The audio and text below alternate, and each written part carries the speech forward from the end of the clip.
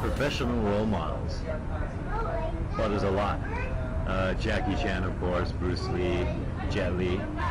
Those are probably people that influenced me early on when I was a young kid, because I think that as an Asian American growing up, there were not that many role models on the silver screen.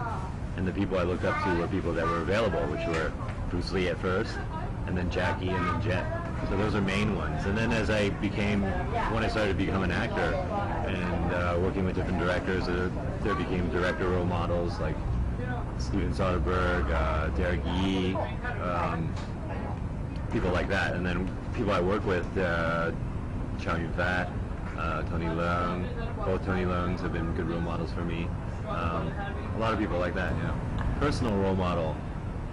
I would say I would love to have a career like Clint Eastwood, meaning longevity and variance, meaning that he went into directing, he learned piano at the age of 50 and played jazz concerts, stuff like that. I would like to be able to do something like that.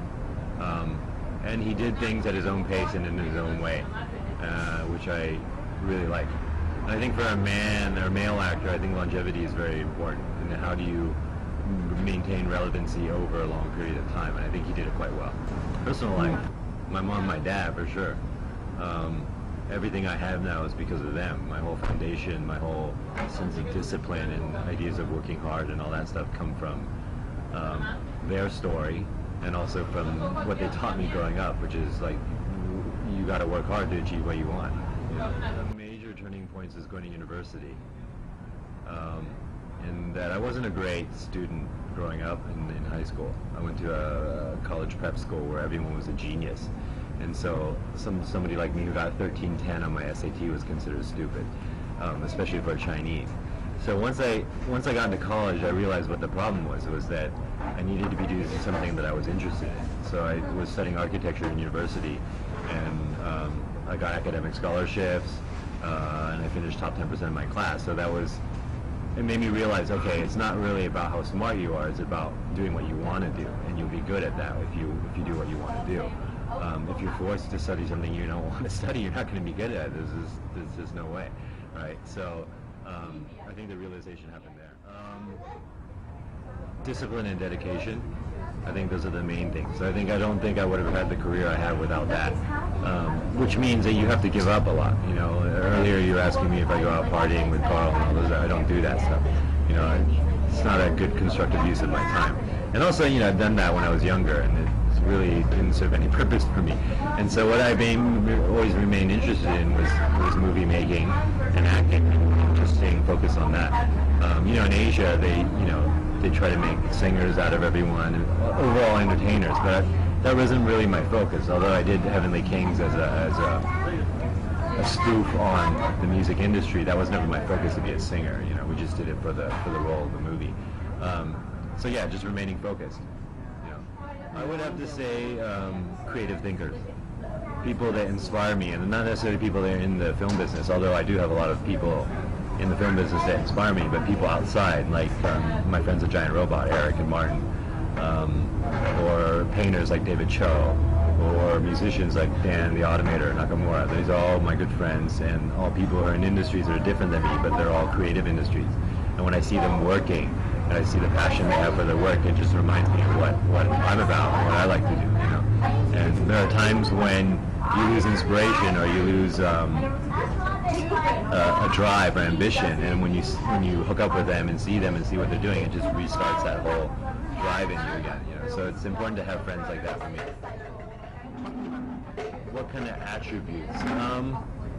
Well, with them, it's strictly talent. Like June and LMF and all those people are really talented people, and they have messages. They have things they want to say, especially groups like LMF, who are not mainstream musicians in Hong Kong and have been shunned by most of the community, right? But they're talking about the things they're unhappy with. They're talking about growing up in the projects in Hong Kong. They have a voice that needs to be heard, and I respect that totally. And not only do they talk about those things, they talk about those things with a lot of passion and a lot of anger sometimes, and that's necessary in society.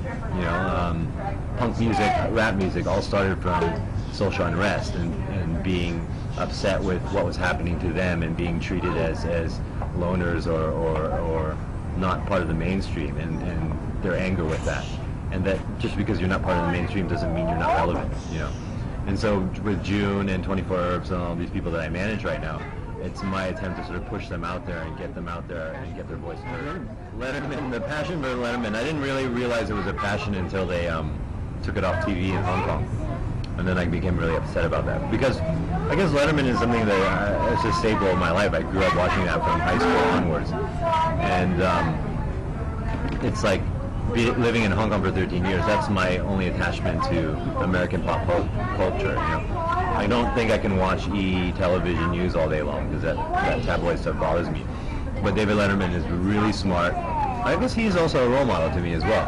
Great comic timing, and a really smart individual because the range of people that he speaks to every day is so wide. You know, he could be talking to Justin Bieber, and then he could be talking to Bill Clinton.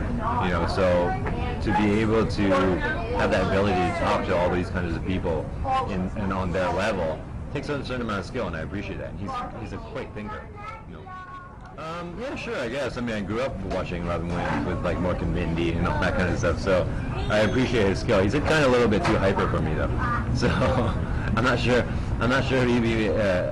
would be a tiring night to spend with him. I'm sure it's different every time. I mean, it depends where I'm going, what I'm doing, or what my mood is. You know, if I'm kind of off of a 4-month movie shoot and I'm really exhausted, I want to go somewhere where I don't want to see anybody. You know, but then there's times where I've been working like while I'm here in LA, I've been working for 12 months straight and haven't seen a lot of people in a long time. So coming back to LA to kind of connect with old friends like Martin and Eric at Giant Robot or Dave Cho or people like that, that inspires me, you know, to get in touch with them and be more than just an email conversation or a chat conversation online. You know, it's good to see people in person, have a good meal, have a good talk, have a good chat, and keep going, you know.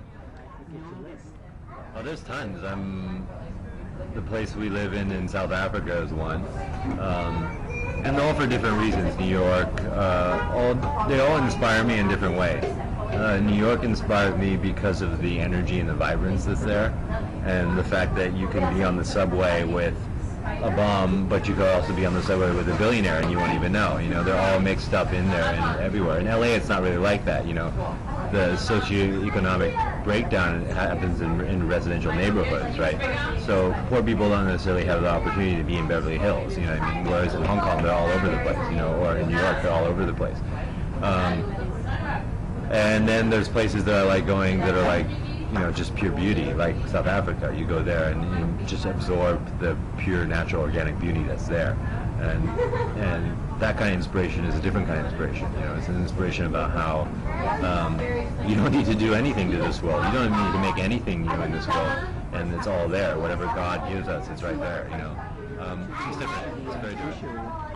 I think we have a place that's like 4 hours south of Johannesburg in the middle of the country. There's nothing there. I mean, we live in a hut that didn't have electricity up until last year. So we lived in a hut for like 7 years without electricity for a month at a time, maybe at the most.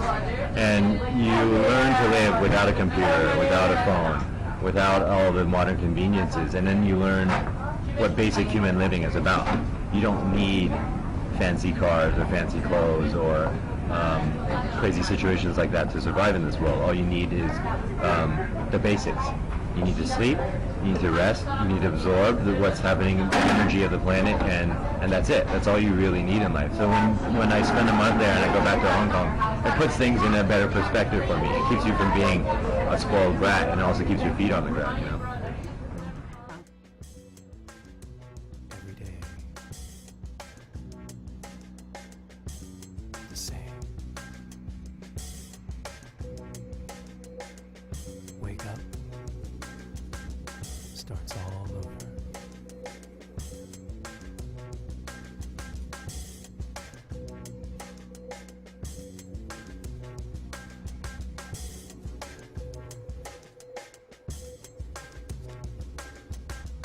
Would things be different?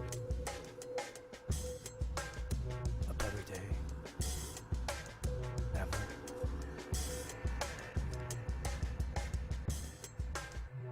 You to there, everywhere and back.